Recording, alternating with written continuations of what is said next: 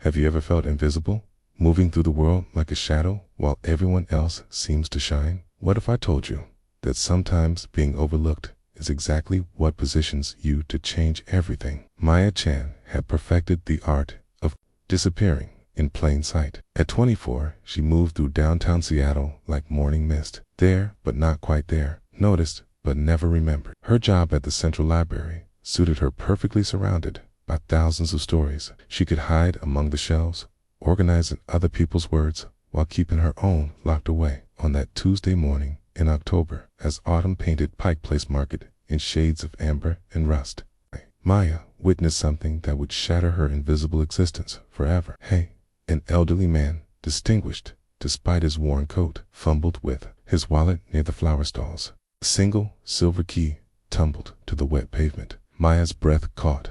She could walk away, pretend she hadn't seen anything. Something about that key seemed to whisper her name. Maya's studio apartment in the International District told the story of a life lived in whispers. Canvases lined the walls, turned inward like secrets ashamed of daylight. Her childhood journal lay buried beneath library journals and art history textbooks, its pages filled with dreams she'd convinced herself were too big for someone like her. She learned early that taking up space was dangerous. Her parents, Chen Li and David, had arrived from Taiwan with engineering degrees that meant nothing in America and hearts full of hope that slowly calcified into careful gratitude. They'd built their small restaurant, Golden Lotus, from nothing, teaching Maya that being noticed meant being vulnerable. That success came from working twice as hard while asking for half as much. Be grateful for what you have, her mother would say, watching Maya sketch in the margins of homework. Art is beautiful,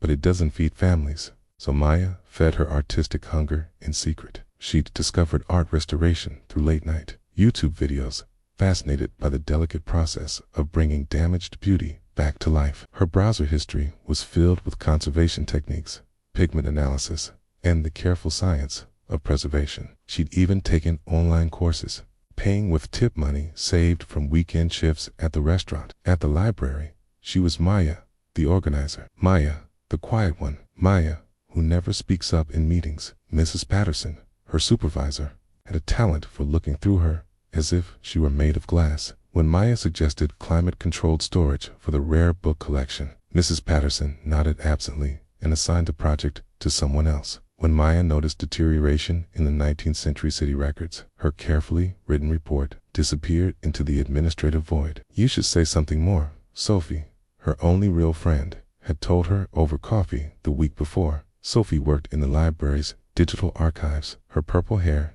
and bold laugh the opposite of Maya's careful neutrality. You know more about book preservation than anyone in that building. Okay, but Maya had learned that knowledge without credentials was just opinion, and opinions from people like her, quiet, immigrant, working class, were easily dismissed. She'd applied to art school twice. Her application rejected both times. The form letters were kind but clear, impressive passion, but were looking for candidates with more formal training and experience. She'd folded those letters carefully and placed them in her journal between pages of childhood drawings and college dreams, evidence of her own smallness, her own inadequacy. The morning she saw the silver key drop, Maya had been thinking about those rejection letters. She'd been walking to work, invisible as always, when the elderly man's fumbling caught her attention. The key hit the pavement with a small, decisive sound, and Maya felt something shift in her chest. She'd spent her entire life being overlooked. What if, just once,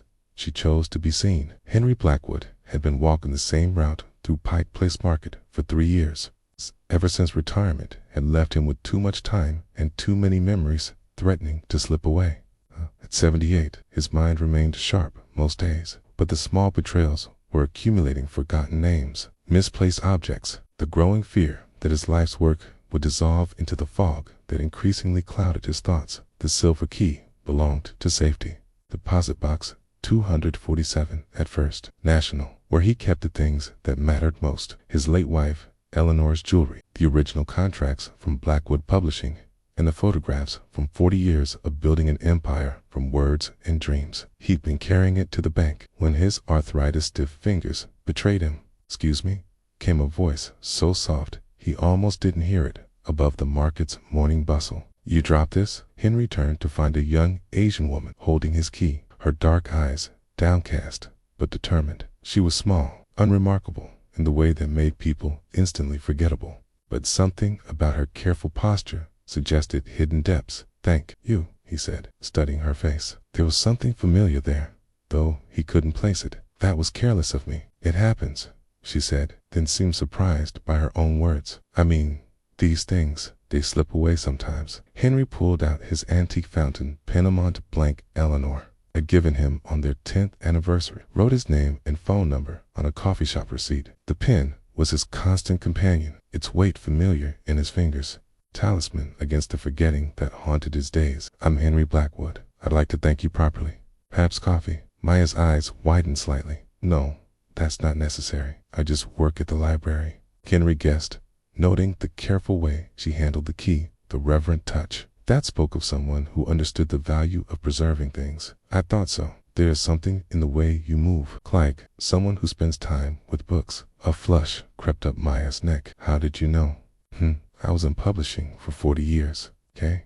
You develop an eye for people who understand that books are living things." He tucked the fountain pen back into his coat pocket, where it rested against his heart like a promise. "Which library?" "Central. Downtown branch." Henry smiled. He'd donated thousands of books to that very library over the years, watching from a distance as his collection found new life on public shelves. "I know it well. I'll stop by sometime, if that's all right. I'd like to properly thank the young woman who saved my day." As Maya walked away, Henry watched her disappear into the crowd with practiced ease, but he wouldn't forget her face or the gentle confidence in her hands as she'd returned his key. That evening, he wrote in his daily journal a habit Eleanor had encouraged to help with his memory noting: Maya's name and the kindness of strangers. He had no idea that this simple act of gratitude would unlock a connection that had been waiting 40 years to be discovered. Henry kept his promise sooner than Maya expected. 2 days after their encounter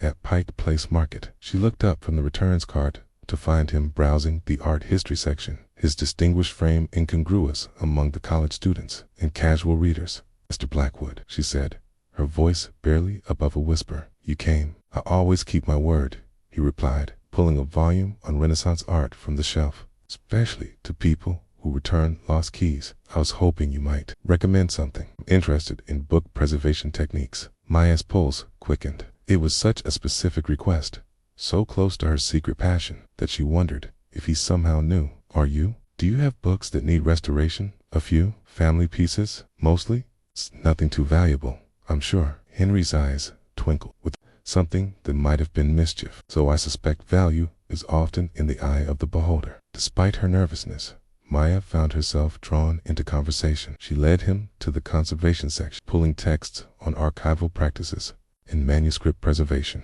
As she explained the differences between various restoration approaches, her voice grew stronger, more confident. "The key is understanding the original materials," she said, opening a book to show photographs of damaged, illuminated manuscripts. "You can't just apply modern techniques to medieval parchment. The pH levels, the binding methods, the inks, everything has to be considered in historical context." Henry watched her face transform as she spoke, the shy librarian disappearing into someone passionate and knowledgeable. "You speak like someone with experience." Tana's confidence faltered. "Oh no, I just ... I read about it. Online courses mostly. I'm not trained or anything." "Training is just one way to learn," Henry said gently.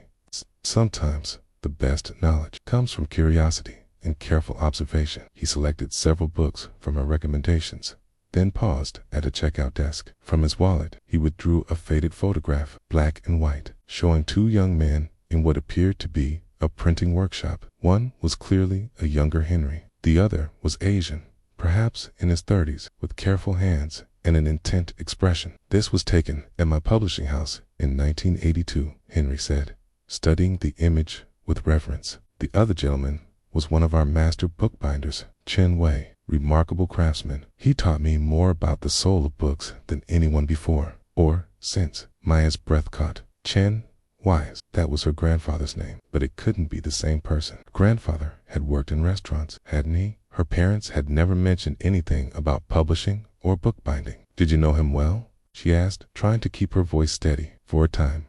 He left the company when we relocated, and I always regretted losing touch.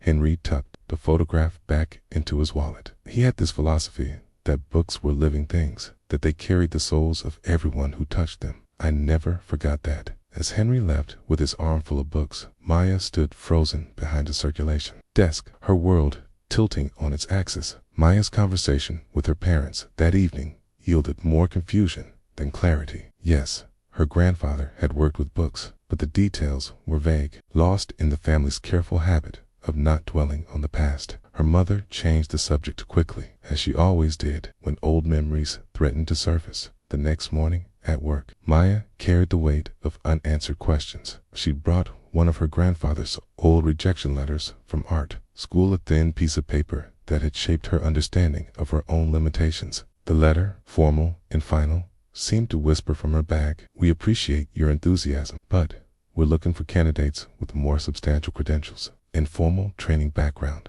Maya, we need to discuss your productivity." Mrs. Patterson's voice cut through her thoughts like a blade. Her supervisor stood beside the returns cart, holding Maya's latest suggestion report about environmental controls for the rare book room. "This is the third proposal you've submitted this month. We've discussed this before. Your job is circulation, not collection management." Cheeks burned. "I just thought, with the humidity levels in the basement, what you think isn't relevant. We have professionals who handle preservation concerns." Mrs. Patterson's smile was sharp as broken glass. "Sure, you mean well, but these constant suggestions are becoming disruptive. Perhaps you should focus on the tasks you're actually qualified for." The rejection letter seemed to pulse in Maya's memory, its words echoing Mrs. Patterson's dismissal. Every authority figure in her life had delivered the same message: know your place, stay small, be grateful for what you have. Maya nodded, swallowing the words that wanted to spill out about the deteriorating manuscripts she'd noticed, about the simple fixes that could save irreplaceable documents, about the knowledge she'd gained through years of careful study. Instead, she said, "Of course, I'm sorry. Now, I need these returns processed by noon." Mrs. Patterson walked away, her heels clicking against the tile floor like a countdown timer. But as Maya began sorting books, her phone buzzed. A text from an unknown number. "This is Henry Blackwood. Would you be available for coffee this afternoon?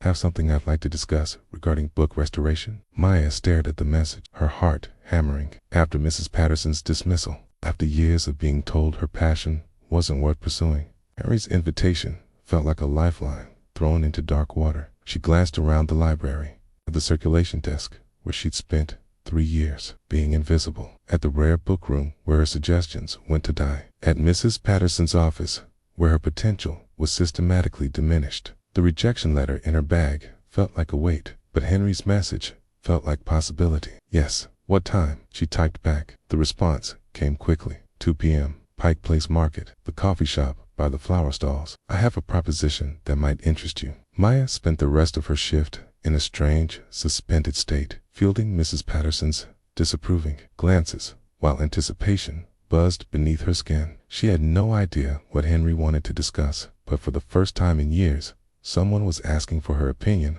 rather than dismissing it. At 1:45, she left the library early, claiming a dentist appointment. As she walked toward Pike Place Market, Maya fingered the rejection letter in her pocket, evidence of every door that had been closed to her, every dream she'd been told to abandon. Whatever Henry Blackwood wanted to discuss, she was ready to listen. Henry's mansion in Capitol Hill rose from manicured gardens like something from another century, its Victorian bones wrapped in ivy and old money. Maya stood at the Rotian gate 3 days after their coffee meeting, clutching her small purse and wondering if she'd made a terrible mistake. The coffee conversation had been a revelation. Henry's gentle questions about her knowledge, his obvious respect for her insights, and finally, his invitation to see his private collection. "I don't want to impose," she'd said, but Henry had waved away her protests with the same fountain pen he'd used to write down his address. "Nonsense. Anyone who speaks about books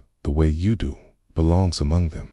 Now, facing the imposing entrance, Maya almost turned back, but Henry appeared at the door before she could retreat, his welcoming smile dissolving her fears. "Maya, please come in. I've been looking forward to showing you this." The foyer alone was larger than Maya's entire apartment, but It was the library that stole her breath. 3 stories of floor-to-ceiling shelves stretched toward a domed skylight, accessible by a spiral staircase that seemed to wind into heaven itself. Leather-bound volumes gleamed in the afternoon light, their spines creating a mosaic of knowledge spanning centuries. "This is incredible," Maya whispered, then blushed at her own reverence. "I'm sorry. I don't mean to never apologize for appreciating beauty," Henry said, watching her face with obvious pleasure. "These books have been waiting for someone who truly sees them." He led her through the collection, pointing out first editions and rare manuscripts with the casual familiarity of old friendship. Maya found herself relaxing, drawn into conversations about binding techniques and paper composition. When Henry showed her a section of damaged books, her trained eye immediately began cataloging the problems: water damage, broken spines, separated pages. "These need attention," she said, then caught herself. "I mean, if you wanted to preserve them, ...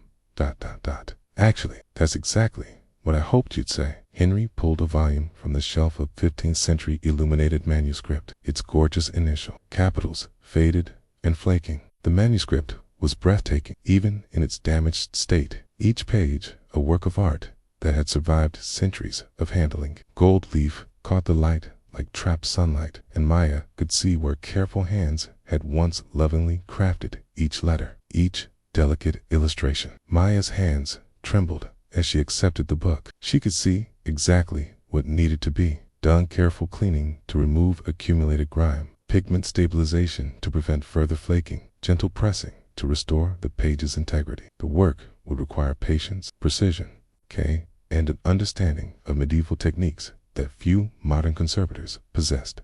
She said, though every instinct screamed that she could, that she was born to hold books like this.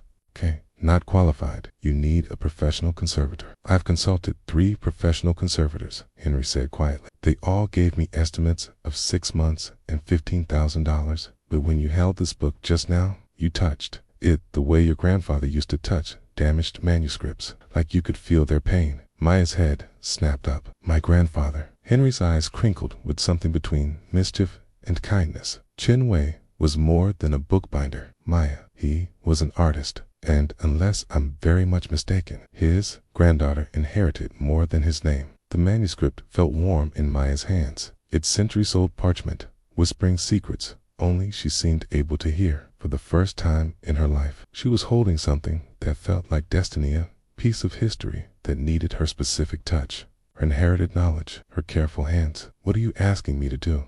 she said. "Exactly what you're meant to do," Henry replied. "Bring something beautiful back to life." Maya's small restoration toolkit had been hidden in her closet for 2 years. Brushes and solutions she'd collected piece by piece, tools she'd never dared to use on anything valuable. Each item represented a dream deferred: the fine sable brushes for delicate cleaning, the pH testing strips for paper analysis, the bone folder her grandfather had left her, worn smooth by decades of careful use, now spread across Henry's library table. Her modest collection looked almost professional under the warm afternoon light. "These are excellent tools," Henry observed, examining a tiny brush designed for detail work. "Where did you learn to select them?" "Online forums, mostly, sir. Conservators discussing their work." Maya's voice was steadier now, focused on the manuscript. "Before her, I'd been collecting them for years, just hoping." The transformation began the moment Maya opened her first solution bottle. The shy librarian who apologized for existing dissolved into someone confident and precise. Her hands moved with inherited certainty, testing a small corner of parchment for pH levels, gently cleaning centuries of accumulated grime with strokes so light they barely disturbed the ancient fibers. "Remarkable," Henry murmured, watching her work. "You move exactly like he did." "Oh," Maya asked, not looking up from her careful cleaning of an illuminated capital M. "Your grandfather. I watched him restore a water-damaged Bible once. Same patience, same intuitive understanding of what the book needed." Henry settled into a nearby chair, content to observe. He had this philosophy that you couldn't rush healing, whether it was books or people. Maya paused, her brush hovering over a section of flaked gold leaf. "My parents never told me he did restoration work. They said he worked in restaurants. He did both. Chen Wei had to survive, but bookbinding was his art." Henry's voice carried the weight of old regret. When the company relocated to Portland, we offered him a position, but he couldn't leave Seattle. His daughter, your mother, was pregnant, and his wife was ill. A piece to Maya's family puzzle clicked into place. Her grandmother had died when Maya was 5, and her mother had always been vague about that difficult time. Now, she understood why her grandfather might have chosen stability over passion, family over art. He taught me this technique, Maya said softly, demonstrating how to support damaged parchment during cleaning. I thought it was just for the old books at the restaurant, the ones we used for decoration. I never realized, that you were learning a master's craft. Henry smiled. Scanway was too humble to call himself a master, but his work spoke for itself.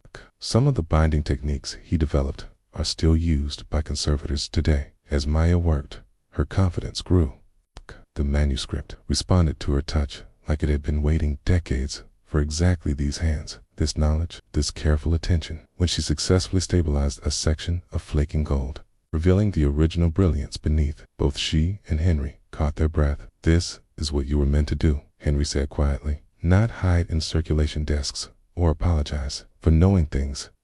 Maya looked up from the manuscript, her hand still holding the delicate brush, and for the first time in her life, she felt truly seen. Not invisible, not apologetic, but necessary, essential, right where she belonged. The business card was yellowed with age, its edges soft from decades in Henry's wallet. Blackwood Publishing, established 1975, with an elegant logo featuring intertwined letters and a small symbol Maya recognized with a shock of familiarity. Same mark that appeared on her grandfather's old tools. I found this while looking through old company records, Henry said, placing the card beside the manuscript Maya had been working on for 3 weeks. Your grandfather didn't just work for us, Maya. He designed our entire approach to book preservation. Maya's hands stilled on the parchment. The symbol on the card was unmistakably stylized lotus flower with delicate binding threads wrapped around its petals. She'd seen it countless times on her grandfather's bone folder, carved into the handle with careful precision. He created our logo, Henry continued, his voice thick with memory. Said it represented the way books bloomed when they were properly cared for, how preservation was like tending a garden. The thread symbolized the binding that held knowledge together. I don't understand. Maya set down her brush, her mind reeling. My parents said he worked in restaurants. They never mentioned publishing or design work. Henry pulled out a folder she hadn't noticed before, thick with documentation and photographs. Chen Wei was our master bookbinder from 1978 to 1987. These are his innovation reports, his binding technique diagrams, correspondence about preservation methods. He opened the folder to reveal page after page of her grandfather's careful handwriting, technical drawings that looked like artwork, photographs of his restoration projects. Maya's breath caught. The handwriting was the same as in the margins of old recipe books at her parents' restaurant, the same precise characters she'd assumed were cooking notes. But these weren't recipes.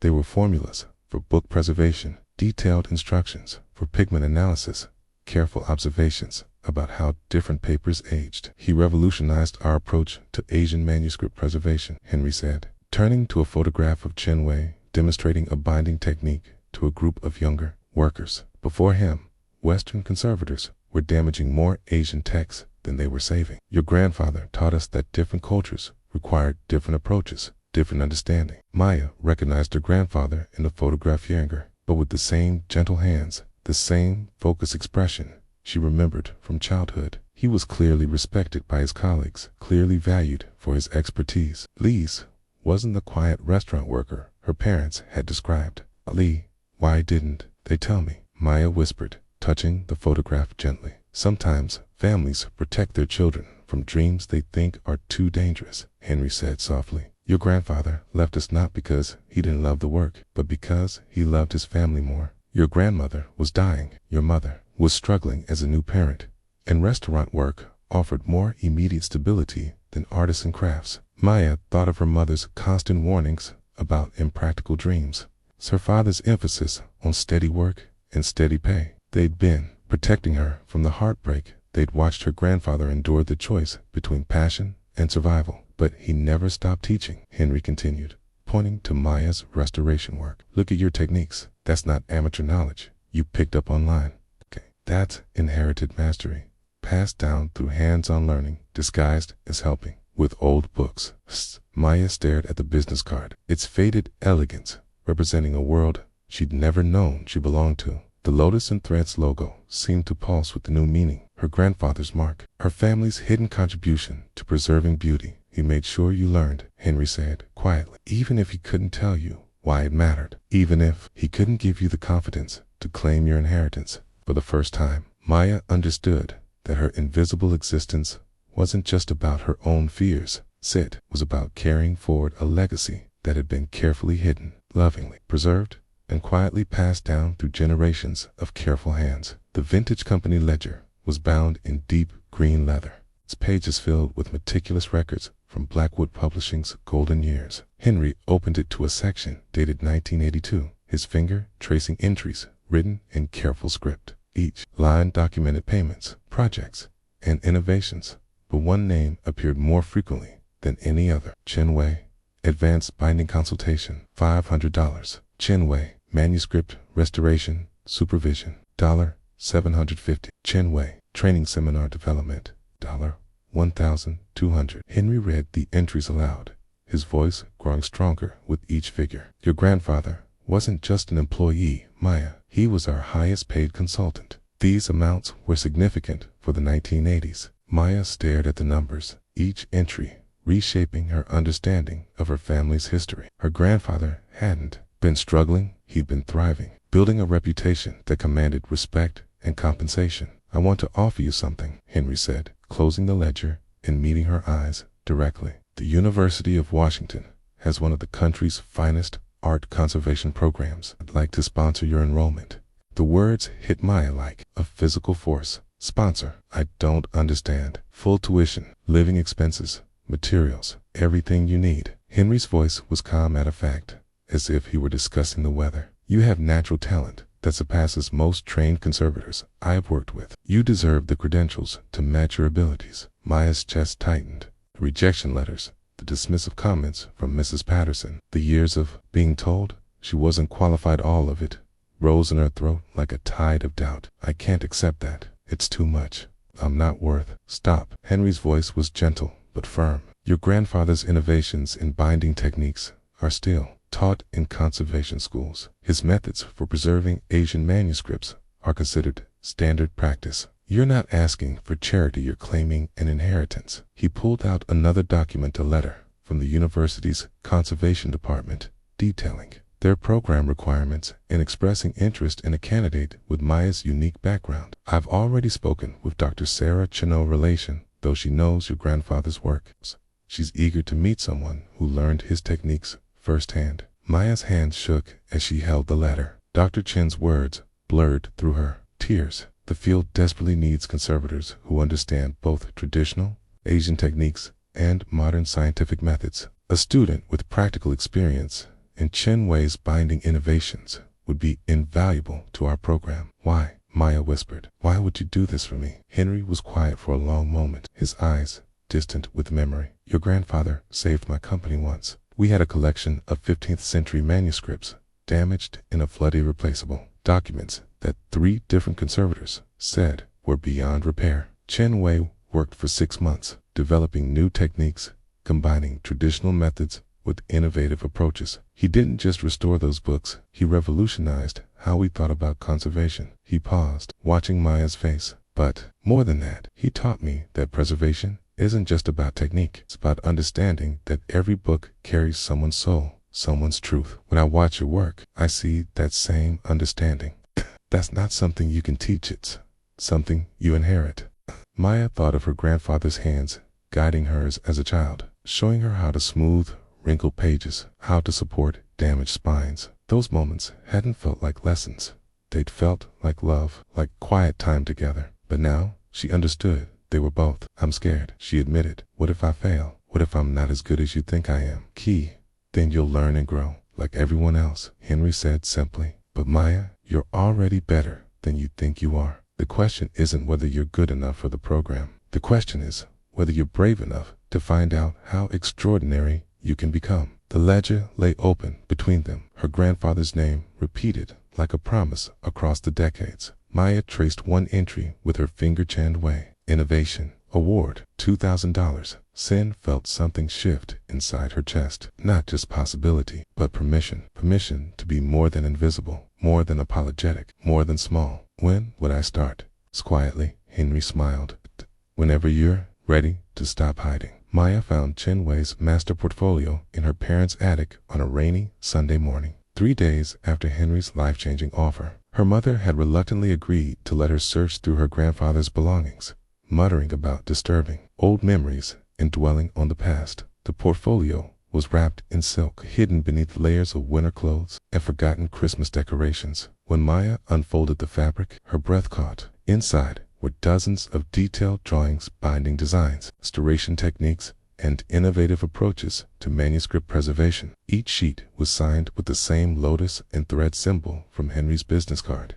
Teeny, no he, kept these, her mother said, from the attic doorway, her voice soft with surprise. Maya spread the papers across the dusty floor, revealing the scope of her grandfather's genius. Here were diagrams for flexible spine supports that allowed ancient books to open safely. There were chemical formulas for cleaning solutions that removed centuries of grime without damaging delicate inks. Most remarkably, there were design concepts for storage systems that controlled humidity and temperature using natural materials. Mom, why didn't you tell me about this? Maya held up a drawing labeled Chen Wei Innovation Number 47, Moisture Control Using Bamboo Fiber Integration. This is incredible work. Her mother sat heavily on an old trunk, looking older than Maya had ever seen her. "'Cause it broke his heart to give it up." The story came slowly, in pieces. Chen Wei had been offered a position as head conservator at the Smithsonian in 1987. The salary would have tripled their income. The prestige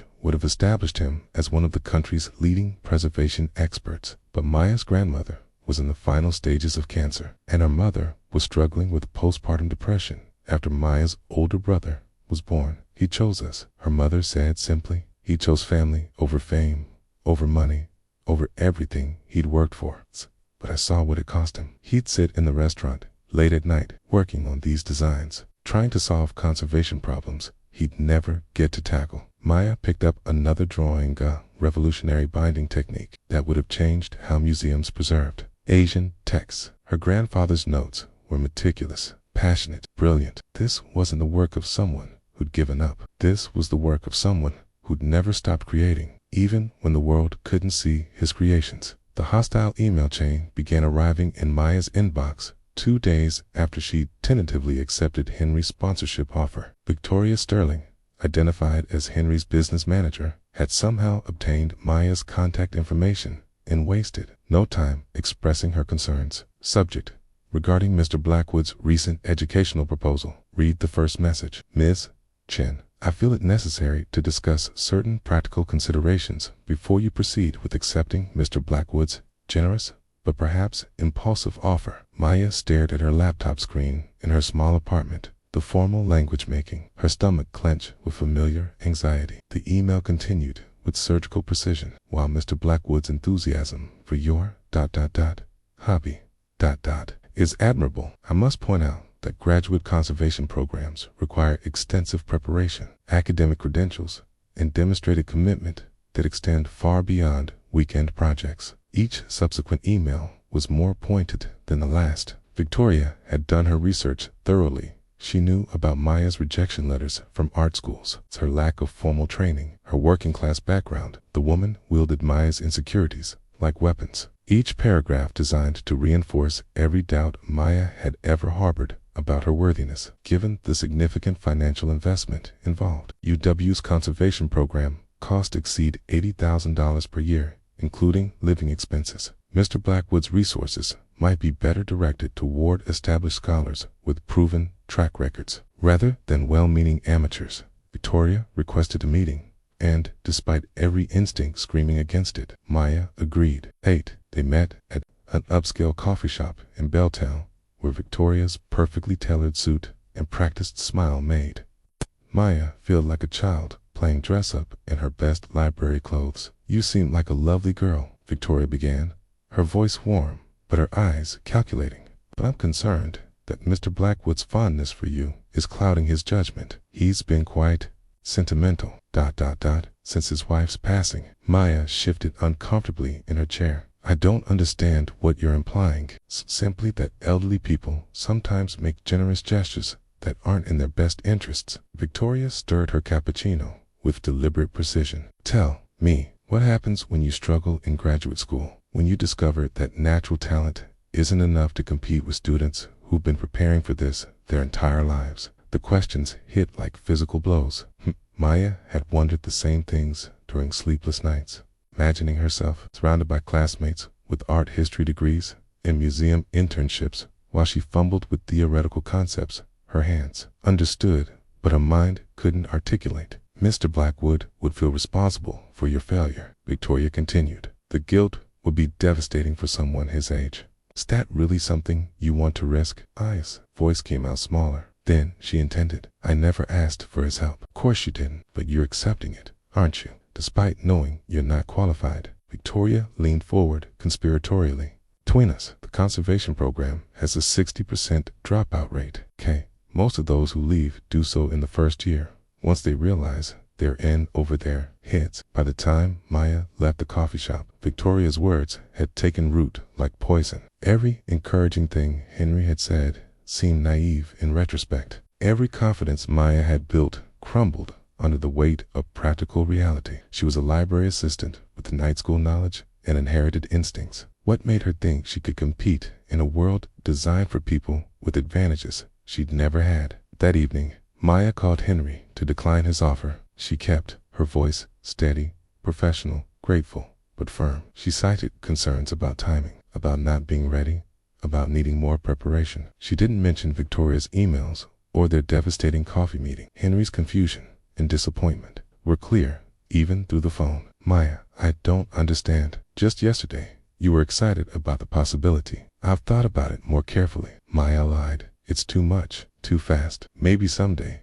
when I'm better prepared. After she hung up, Maya sat in her apartment, surrounded by her grandfather's drawings, and felt like she'd betrayed everyone who'd ever believed in her, including herself. Henry's personal journal lay open on his desk, the pages filled with careful observations about Maya's progress and his hopes for her future. The entries revealed a depth of thought and planning that would have surprised Victoria had she bothered to consider that Henry's generosity might be strategic rather than sentimental. Day 12. Maya's technique with gold leaf stabilization surpasses anything I've seen from recent conservation graduates. Her instinctive understanding of parchment stress patterns suggests generational knowledge that can't be taught in classrooms. T18 watched her solve a binding problem that stumped 3 professional conservators. She approaches damaged books the way a doctor approaches patients with diagnostic intuition that goes beyond technical training. Day 25. The parallels to her grandfather are undeniable, but Maya's innovations are uniquely her own. Chen Wei was methodical. Maya is intuitive. Together, their approaches could revolutionize the field. When Maya called to decline his sponsorship, Henry sat down the phone and reread these entries with growing suspicion. The Maya who had worked on his manuscripts with passionate expertise didn't match the uncertain young woman who'd just apologetically withdrawn from the opportunity of a lifetime. His investigation began with a simple phone call to the university's conservation program. Dr. Sarah Chen was confused by his inquiry about Maya's change of heart. She'd never spoken with anyone named Victoria Sterling about any prospective student. Henry's second call was to his financial advisor, who confirmed that no one from his office had contacted Maya about educational expenses. His third call was to his lawyer, who had some interesting information about Victoria Sterling's recent communications with other potential beneficiaries of Henry's philanthropy. She's been intercepting your correspondence, his attorney explained. Several people you intended to help have received discouraging messages that appeared to come from your office. She's been positioning herself as a gatekeeper, essentially sabotaging your charitable efforts. Henry felt a cold fury settle in his chest. He'd hired Victoria 6 months ago to help manage his increasing philanthropic activity, but she'd apparently decided that protecting his assets was more important than honoring his intentions. And his study was brief and decisive. Victoria's explanations about protecting him from poor investments and manipulative people fell on deaf ears. Henry had been making his own decisions for 78 years. He didn't need a 35-year-old MBA deciding who deserved his help. Clean out your desk, he said simply. Your services are no longer required. After Victoria left, Henry sat in his library, holding the illuminated manuscript Maya had been restoring. Her work was exquisite, better than professional conservation he'd paid thousands for in the past. Every touch showed understanding, respect, and an almost mystical connection to the book's needs. That evening, he drove to Maya's apartment in the International District. She answered the door in paint-stained clothes, her eyes red from crying. I think we need to talk, Henry said gently, about courage and fear, and the difference between someone who believes in you and someone who wants to control you. He told her about Victoria's interference, about the emails and the sabotage, about his own early struggles with self-doubt when he'd first started his publishing company. Everyone who's ever done anything worthwhile has faced people who told them they weren't good enough, he said. The difference between success and failure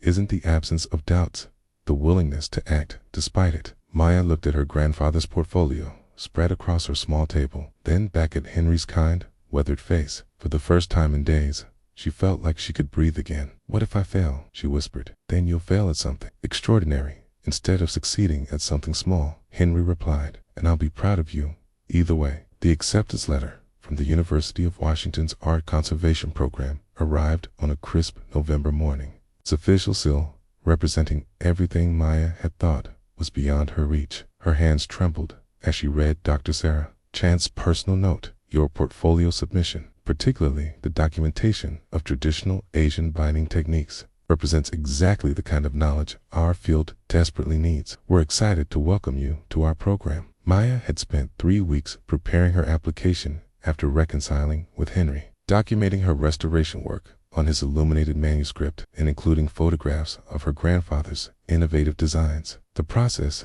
had been terrifying, putting her unofficial knowledge into academic language, claiming expertise she'd never been formally taught. But the letter in her hands proved that sometimes the world was ready to recognize inheritance as education, passion as qualification. Starting graduate school at 24 felt like stepping into a different universe. Maya's classmates arrived with art history degrees from prestigious universities, summer internships at world-renowned museums, and the casual confidence that came from never doubting they belonged in academic spaces. Maya's first day in Introduction to Scientific Conservation was a masterclass in imposter syndrome. Students casually referenced theories she'd never heard of, used technical vocabulary that made her feel like a fraud. When Professor Martinez asked about X-ray fluorescence spectroscopy, Maya's classmates nodded knowingly while she frantically scribbled notes about concepts that sounded like science fiction.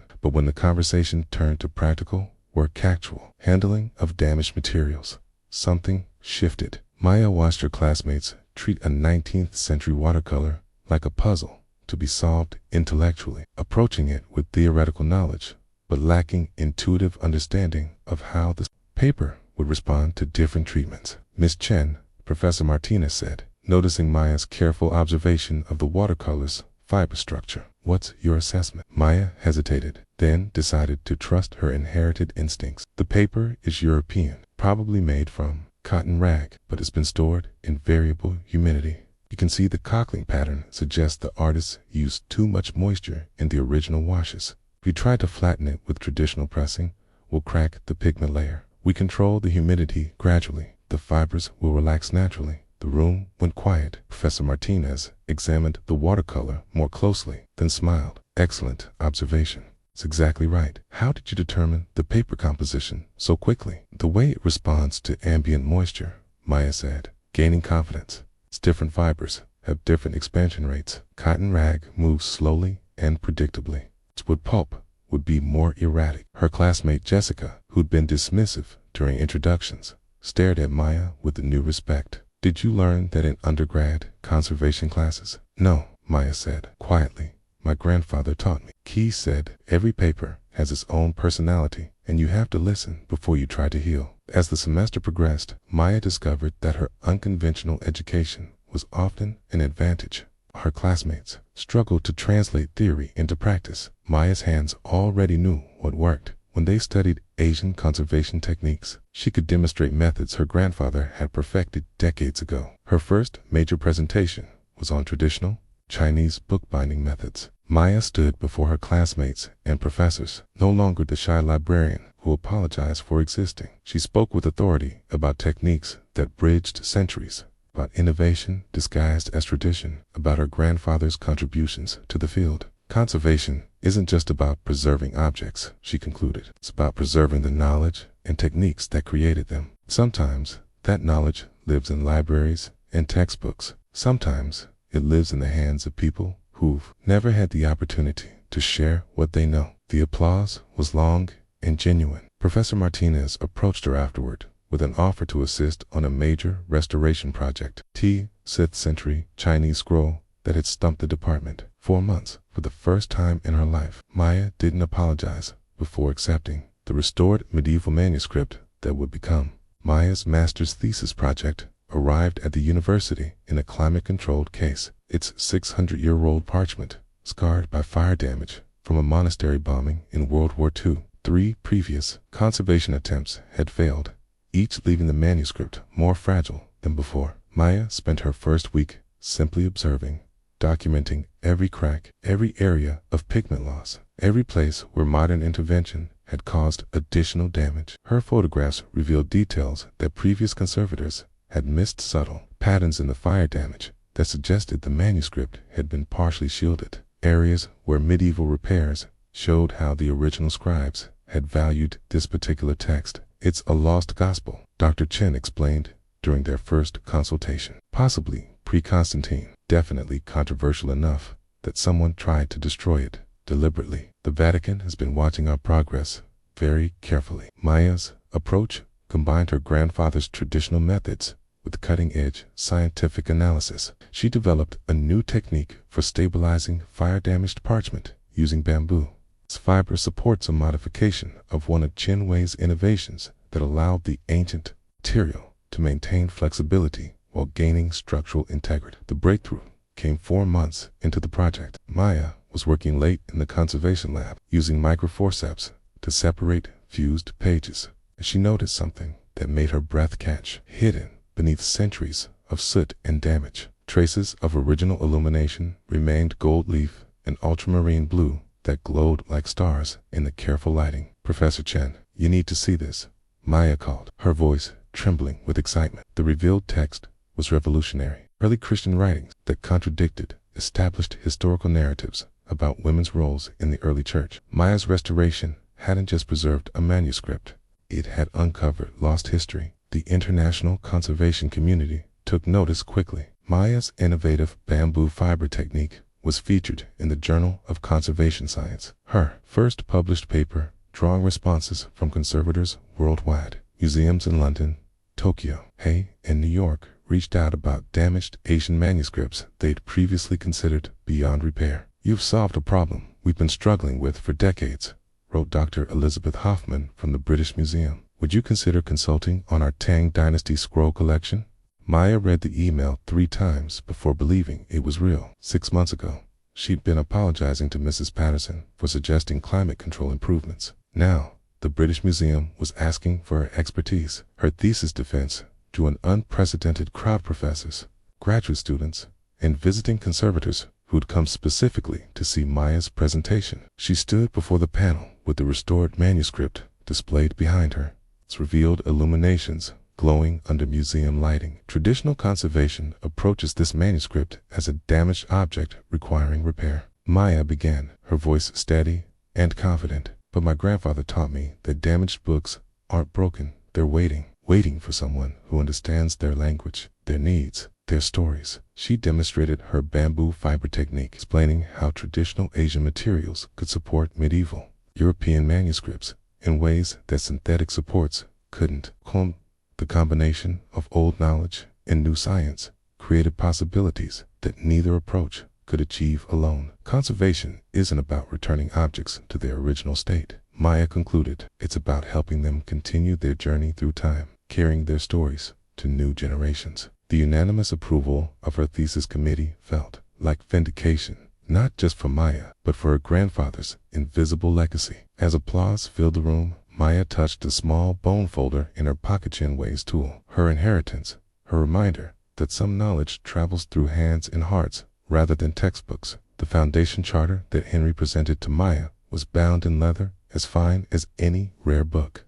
Its pages thick with legal language that took her 3 readings to fully comprehend. The Blackwood Foundation for Cultural Preservation, established with an endowment of $50 million, dedicated to preserving the invisible threads that connect human knowledge across generations. Maya set down the charter in Henry's library, where it all began, and stared at him with new understanding. "You're not just wealthy, you're extremely wealthy," Henry finished with a rueful smile. "Eleanor and I never had children, and Blackwood Publishing was more successful than anyone expected. When I sold the company in 2010, I found myself with more money than one person could reasonably spend in several lifetimes." The foundation's mission statement read like a love letter to everything Maya had learned to value. Cultural preservation extends beyond objects to encompass techniques, knowledge, and traditions carried by communities whose contributions often remain invisible to mainstream institutions. The foundation seeks to amplify these voices, support these traditions, and ensure their continuation for future generations. "This is why you helped me," Maya said, understanding flooding through her. "It wasn't charity, it was recruitment." "It was recognition," Henry corrected gently. The foundation needs someone who understands that preservation isn't just about museums and universities. It's about the knowledge that lives in communities, passed down through families, carried by people who've never had the platform to share what they know. He explained how he'd spent 3 years quietly researching conservation needs worldwide, identifying gaps where traditional institutional approaches failed to serve immigrant communities, indigenous populations, and working-class artisans. The foundation's initial projects would focus on documenting and preserving techniques before they disappeared with their practitioners. "I want you to lead a new division," Henry said, pulling out another documented job description that made Maya's head spin. "Director of Community Preservation Outreach. Your job would be finding the invisible experts, the people like your grandfather who know things the academic world has overlooked." The salary alone was more than Maya's parents made in their best restaurant years, but the scope of the position was what truly overwhelmed her. Traveling to communities worldwide, documenting traditional techniques, establishing preservation programs, creating pathways for inherited knowledge to enter formal conservation practice. "I don't know if I'm qualified for something this big," Maya said, though the words felt different now than they had a year ago. Not self-deprecating, just honest assessment. "You're uniquely qualified," Henry replied. "You understand what it means to carry hidden knowledge. You know how to bridge traditional techniques with modern science, Most importantly, you know how to see people who've been invisible." He showed her preliminary proposals for the foundation's first projects: a documentation effort with Tibetan bookbinders in exile, a partnership with Native American communities to preserve traditional papermaking techniques, a program to train young conservators in methods developed by immigrant artisans. "Your grandfather's innovations will be taught to the next generation of conservators," Henry continued, "not as historical curiosity, but as living techniques that solve contemporary problems. The bamboo fiber method you developed for your thesis will be named the Chin Maya technique in university curricula." Maya traced her finger along the foundation charter, thinking of all the invisible people whose knowledge would finally be valued, documented, preserved. "What about my thesis? My degree? Finish it first, graduate, get your credentials, establish your reputation, then come change the world." Henry's eyes twinkled with the same mischief she'd seen that first day at Pike Place Market. "Besides, the foundation will need time to establish itself. Cultural preservation is delicate work. It can't be rushed, The weight of possibility pressed against Maya's chest. 6 months ago, she'd been invisible herself, apologizing for taking up space. Now she was being offered the chance to make sure no one else had to hide their light under the bushel of practical necessity. "The silver key," she said suddenly, remembering that first encounter. "It didn't just open a safety deposit box. It opened everything." Henry smiled, pulling the key from his pocket and placing it beside the foundation charter. "Sometimes the smallest gestures unlock the largest possibilities. Your kindness that day didn't just help an old man knit, revealed someone worth investing in. Maya picked up the key, feeling its weight. Such a small thing to carry such enormous consequences. When do we start? The grand opening of the Blackwood Cultural Preservation Center drew an audience that would have terrified Maya 2 years earlier. Museum directors from around the world mingled with community elders. University professors shared conversations with traditional craftspeople, and media representatives documented what Henry was calling a new chapter in cultural preservation. Maya stood backstage in the renovated warehouse space that would house the foundation's operations, her hands steady despite the magnitude of the moment. The center's main gallery displayed her grandfather's restored manuscripts alongside contemporary works created using his techniques. It's visual proof that preservation and innovation could coexist. But it was Maya's presentation that everyone had come to hear. Her first public address as the Foundation's Director of Community Preservation Outreach. It's her chance to articulate a vision that had been building since that October morning when she'd returned a silver key to a stranger. "Ladies and gentlemen," Henry announced from the podium, his voice carrying easily through the crowd, "I'd like to introduce someone who embodies everything this foundation represents." Maya Chen has spent the last 2 years proving that expertise doesn't always wear credentials, that innovation often emerges from tradition, and that the most important knowledge is sometimes carried by the quietest voices. Maya walked to the podium, the original silver key tucked in her pocket alongside her grandfather's bone folder. The audience settled into expectant silence. Hundreds of faces turned toward her with genuine curiosity. "2 years ago, I was invisible," Maya began, her voice clear and strong. "I worked in circulation at the downtown library, suggesting improvements that were ignored, harboring dreams I was too afraid to voice. I had inherited extraordinary knowledge from my grandfather, Chen Wei, but I'd also inherited the belief that people like us immigrants, working-class families, as quiet observers, weren't meant to take up space in prestigious institutions." She gestured toward the gallery walls, where photographs documented her grandfather's innovations alongside Maya's own restoration work. "But invisibility, I've learned, isn't always about being overlooked. Sometimes it's about working so carefully, so quietly, that your influence spreads without anyone knowing where it came from." Maya told the story of Chen Wei's contributions to conservation science, innovations that had been absorbed into standard practice without proper attribution. She spoke about the thousands of community experts worldwide whose knowledge remained undocumented, whose techniques were disappearing as older generations passed away. "The Blackwood Foundation isn't just about preserving objects," Maya continued, feeling her grandfather's presence as if he was standing beside her. "We're preserving the invisible histories that shape our understanding of art, culture, and human creativity.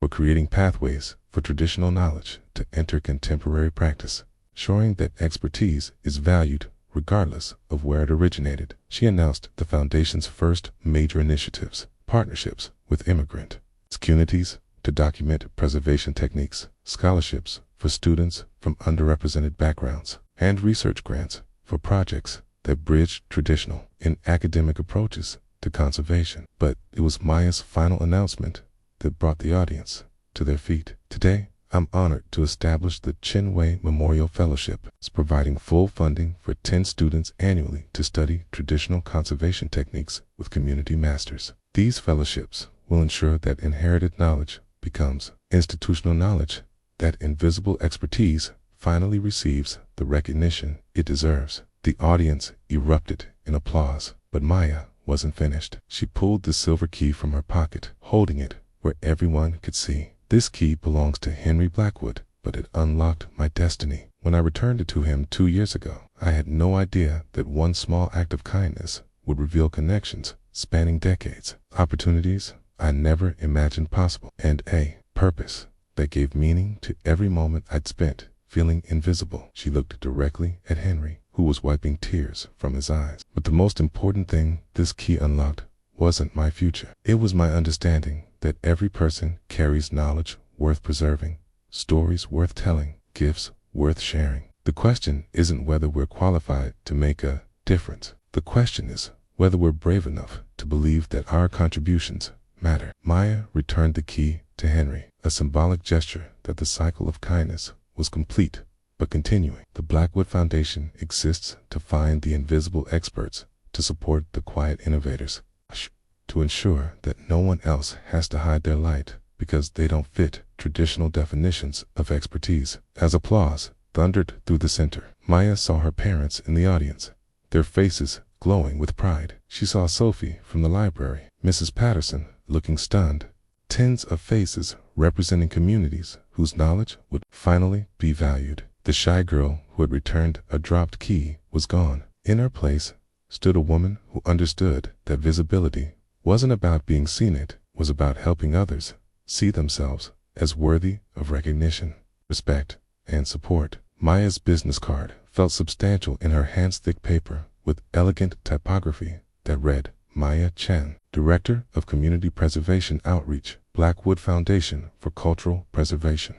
The weight of it still surprised her. 6 months after the center's opening, a tangible reminder of how completely her life had transformed. Her office occupied the top floor of the converted warehouse, its windows overlooking Elliott Bay in the Pike Place Market, where everything had begun. The space hummed with purposeful energy. Her team of 12 specialists working on documentation projects spanning 5 continents, their voices mixing in a dozen languages as they conducted video interviews with traditional craftspeople. Maya, the Tibetan bookbinders in Dharamshala, want to expand the program, Sophie announced from the doorway. Maya had recruited her former library colleague as the Foundation's digital archive coordinator, and Sophie's purple hair now complemented her official title with characteristic flair. They're asking if we can document papermaking techniques as well as binding methods. Added to the project scope, Maya replied, not looking up from her review of applications for the Chinwei Memorial Fellowship. The quality of submissions had exceeded all expectations. Young conservators eager to bridge traditional and academic approaches, community experts ready to formalize their inherited knowledge, established professionals seeking to expand their understanding of non-Western techniques. The Foundation's outreach programs had touched lives in ways Maya was still discovering. A grandmother in Chinatown who had been quietly repairing books for decades was now teaching workshops at the University of Washington. 3 Navajo women were collaborating with the Smithsonian to preserve traditional papermaking techniques. A Somali calligrapher was working with the Metropolitan Museum to develop new approaches to Islamic manuscript conservation. Maya's phone buzzed with a text from her mother. Saw the article in the Times about the fellowship winners. Your grandfather would be dancing with joy. The article had featured photographs of the fellowship recipients, 10 students from backgrounds similar to Maya's own, each carrying knowledge that bridged worlds. Their research projects would document techniques from Ethiopian scroll making to Vietnamese lacquer preservation, ensuring that traditional approaches entered formal conservation practice. But perhaps the most meaningful transformation was closer to home. Maya's parents had gradually shared more stories about Chinwei's work, its family memories that had been locked away for decades, emerging as Maya's success made it safe to remember dreams instead of just survival. The Golden Lotus wants to host a fundraiser for the foundation, her father had announced the previous week, his pride evident despite his careful tone. We want to show the community what you've built. Maya looked across her office at the wall, displaying her grandfather's original drawings alongside photographs from foundation projects worldwide. The lotus and threads symbol from Chinwei's designs had become the foundation's logo, connecting past innovation to future possibility. A knock at her door interrupted her thoughts. One of the foundation's newest team members, David Kim, carried a folder of documents that would establish their next major initiative. The Seoul National University Partnership is approved, David announced. They want to create a permanent archive of traditional Korean conservation techniques, with you as the primary consultant. Maya accepted the folder, thinking of all the invisible experts worldwide whose knowledge was finally being valued. Each project created ripples that spread far beyond their immediate scope. Traditional techniques entering university curricula, community experts gaining recognition, young people discovering that inherited knowledge was as valuable as formal education. Her computer chimed with a video call from Dr. Chen at the university. Maya, I have someone I'd like you to meet. A young man whose grandmother taught him traditional Mexican bark paper techniques. Sound familiar? Through the screen, Maya saw a shy young person who reminded her powerfully of herself 2 years ago. Talented, uncertain, carrying knowledge he'd never been encouraged to value. Tell him to come in tomorrow, Maya said, smiling. Remind him to bring examples of his work. We're always looking for invisible experts, ready to become visible. The new illuminated manuscript that Maya completed in her 3rd year as foundation director represented everything she learned about honoring the past while embracing the future, using techniques her grandfather had developed and methods she'd innovated. Maya had created a contemporary work that told the story of invisible knowledge becoming visible legacy. Each page combined traditional Asian bookbinding with medieval European illumination styles, her own artwork depicting scenes of preservation and discovery. The opening illustration showed hands young and old, different skin tones, working together to restore a damaged book. The final image depicted a silver key opening doors that led to infinite libraries, each one filled with the wisdom of communities worldwide. Henry, now 81, but still sharp and engaged, held the finished manuscript in his study where their partnership had begun. It's extraordinary, Maya. Chinwei would recognize his techniques, but he'd be amazed by your innovations. It's not just my work, Maya replied, settling into the chair that had become hers during their weekly meetings. Everything I've learned came from somewhere else's hands, teaching mine, your faith giving me courage, the Foundation's partnerships showing me possibilities I never imagined. The manuscript would be displayed at the Foundation's upcoming 5th anniversary celebration, alongside documentation from preservation projects spanning 40 countries. Haya's team had grown to include